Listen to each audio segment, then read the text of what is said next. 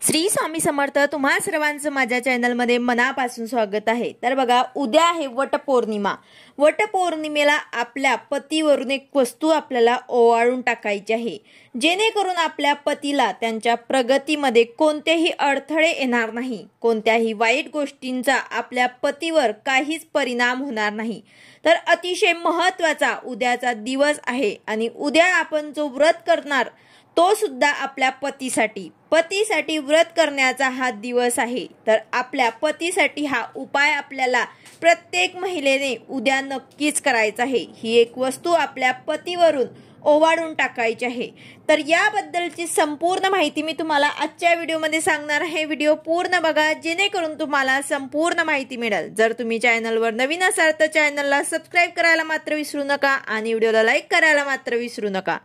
तर बघा, उद्याचा दिवस प्रत्येक महिलांसाठी अतिशय महत्त्वाचा आहे, कारण आपण छानपैकी शृंगार करून वडाच्या झाडाची पूजा करायला जातो, वडाची पूजा करतो, प्रदक्षिणा घालतो आणि आपण देवाला परमेश्वराकडे मागणं घालतो की माझ्या पतीला दीर्घायुष्य लाभू दे। पतीच्या दीर्घायुष्यासाठी आपण ही पूजा करत असतो।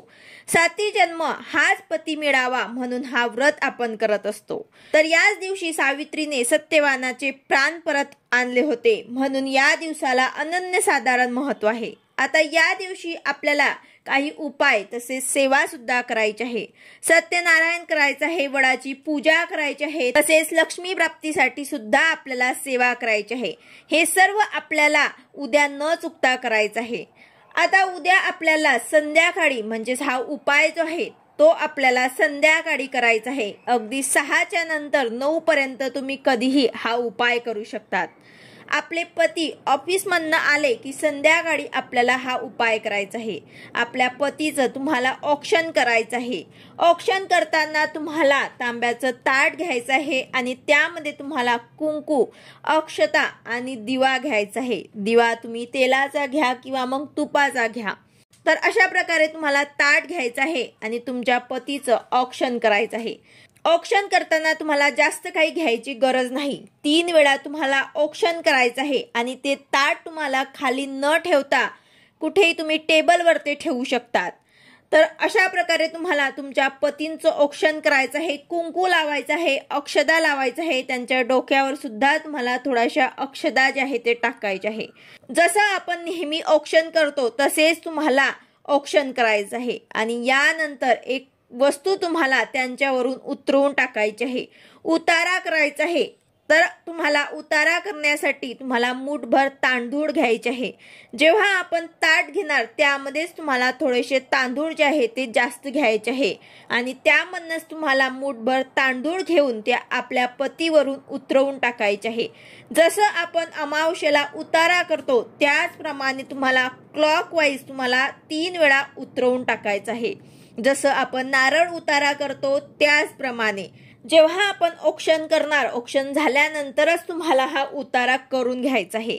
आता उतरवून टाकल्यानंतर ते तांदळांचं काय करायचं, तर ते आपल्याला छतावर किंवा गॅलरीमध्ये पक्ष्यांसाठी टाकून द्यायचे आहे किंवा मग झाडाखाली एका जागेवर ते तुम्हाला टाकायचे आहे जिथे कोणाचे पाय पडणार नाही। तर अशा प्रकारे मूठभर तांदूळ जे आहे ते तुम्हाला तुमच्या पतींवरनं उतरवून टाकायचे आहे।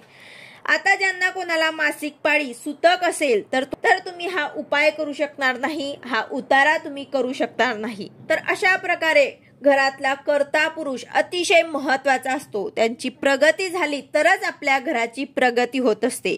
पतीच्या दीर्घायुष्यासाठी त्याला आयुष्यामध्ये कुठल्याही गोष्टीचे अडथळे येऊ नये, कुठल्या वाईट गोष्टींचा त्यांच्यावर परिणाम होऊ नये, त्यासाठी प्रत्येक महिलेने आपल्या पतीवरून हे ओवाळून टाकायचं आहे। पतीला कोणताही वाईट दृष्टीचा, वाईट त्रासाचा, नकारात्मक शक्तींचा, त्याचबरोबर करणी बाधा त्यांच्यावर त्यांचा परिणाम होऊ नये, त्यासाठी तुम्हाला हा उपाय नक्कीच करायचा आहे। अतिशय महत्त्वाचा आणि अगदी छोटासा उपाय तुम्हाला आवर्जून उद्या नक्कीच करायचा आहे। जर आपण काही छोटे छोटे उपाय अशा शुभ दिवसांवर केले तर त्याचं फळ आपल्याला नक्कीच मिळत असते। व्हिडिओ आवडला असेल तर लाईक करा, शेअर करा, सबस्क्राइब करा। भेटूया अशाच नवीन व्हिडिओ सोबत। श्री स्वामी समर्थ।